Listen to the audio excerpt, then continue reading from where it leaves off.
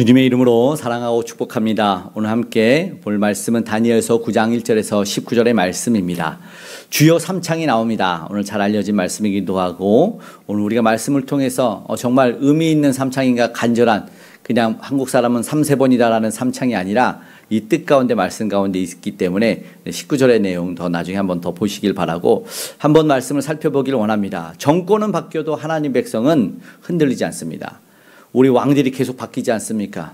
그런데 1절에 보니까 또 다리오가 왕이 됐다는 이 상황을 이야기하고 있습니다. 우리가 말씀드린 메데 바사 제국이라는 것으로 성경에 나온 대로 바뀝니다. 그런데 다니엘은 여전히 똑같이 하나님의 말씀 앞에서 하나님이 보내신 곳에 서 있다라는 것을 보게 됩니다.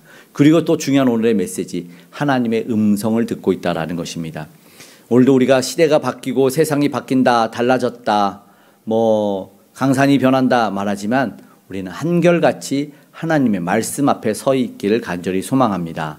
환경보다는 하나님께 대한 변함없는 태도가 더 중요한 것입니다. 오늘 우리가 기도해야 될 내용이 먼저는 그것입니다.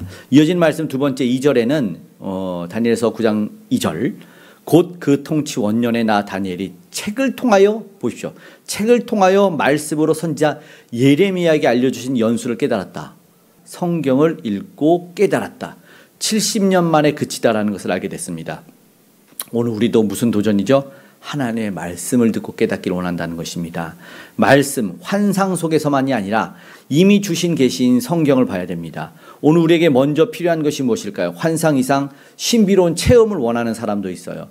이걸 굳이 정의한다면 초월적 계시 이렇게도 말하긴 하지만 우리에게 이미 주신 것이 있다라는 것이죠. 그것이 무엇일까요? 말씀인데, 말씀은 우리가 일반 계시가 아닌 특별한 계시다라고 우리는 정의합니다.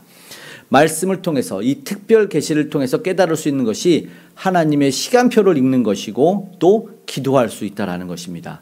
기도가 미뤄지고 오늘 우리 삶 속에 기도가 싫어지고 그런 것은 사실 말씀이 없는 가장 큰 문제를 가지고 있다는 것입니다.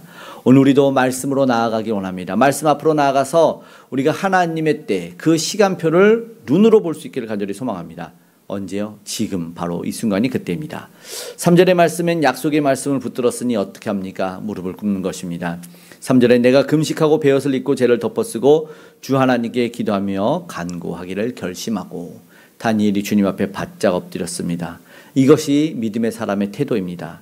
말씀을 깨달았을 때 그냥 흘려보내는 것이 아니라 베옷을 입고 금식을 합니다. 죄를 뒤집어 쓰기도 합니다. 하나님의 약속을 붙잡고 기도하는 그런 태도를 오늘 보게 됩니다.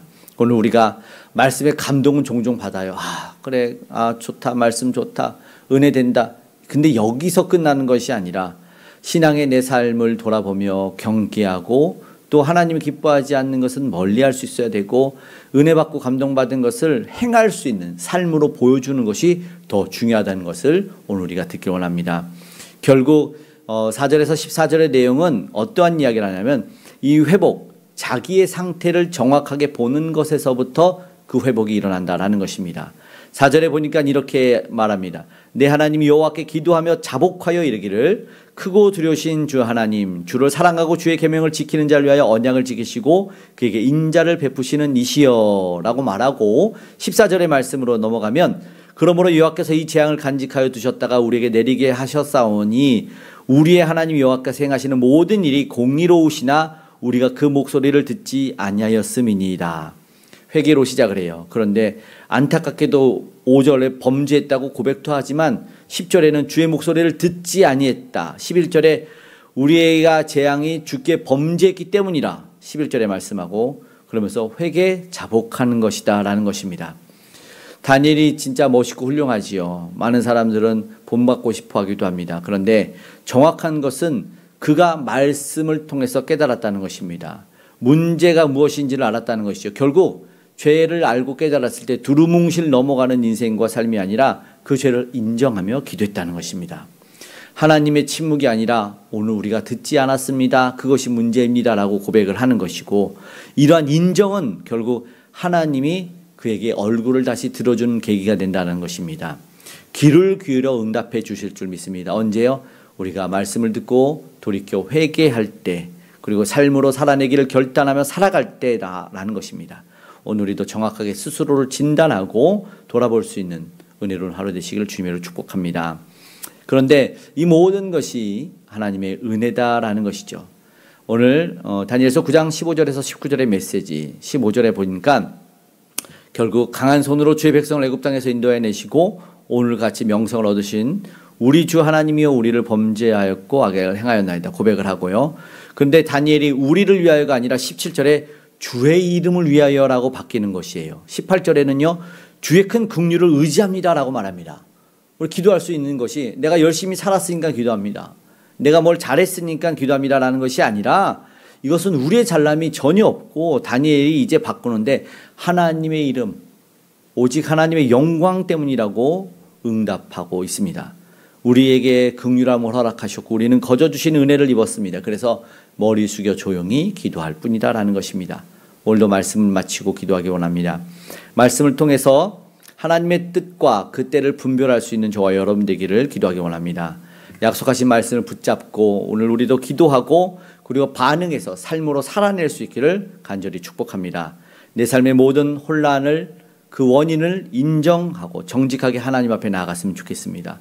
회개하는 진정한 신앙인이 오늘을 은혜롭게 그리고 희망의 내일을 살 수 있기 때문입니다. 오늘 함께 기도하시기를 원합니다. 기도하겠습니다. 사랑의 아버지 하나님 고맙고 감사합니다.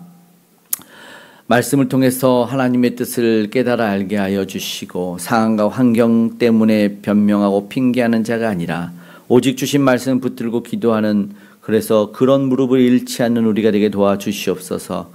우리의 자격이 아닙니다. 주님의 이름 때문이며 그래서 이 땅의 교회가 다시 회복되기를 간절히 소망하오니 하나님 그 영광 홀로 받아주시고 믿음의 사람들과 동행하시고 오늘 있어질 수요 예배 가운데도 한량없는 은혜를 부어주시고 주의 귀한 아버지 하나님 목사님을 붙잡아 주시옵소서.